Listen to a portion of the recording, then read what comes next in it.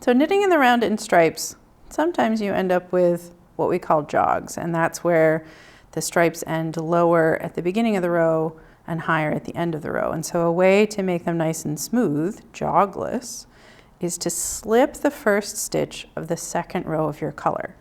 So let me show you that. I'm ready to change to my next color here.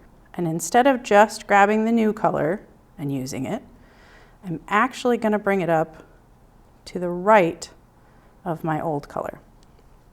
That helps to bring these two sides together. And then you're going to knit your first round of stitches. So here I am almost at the end of that row, or that round. Let me knit the last few stitches.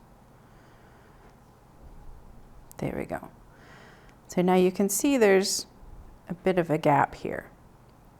So before I move on to the next step, I'm going to do that same thing again. I'm going to bring the old color up to the right of my new color on the inside and give it a complete wrap all the way around.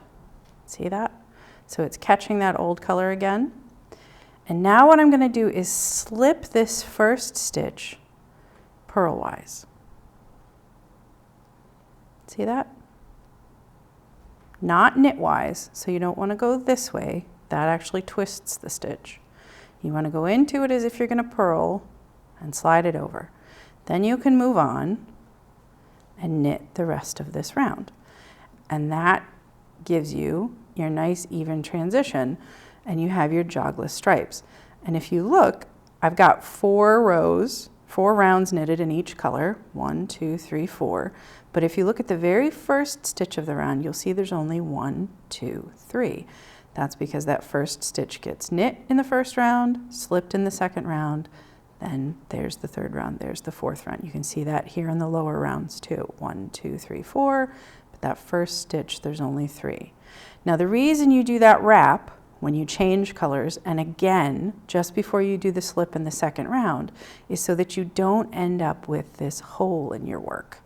Doing that wrap, catching those yarns and holding them together helps to avoid that, because you don't want to have a gap at the top of every stripe that you have to go back and seam closed.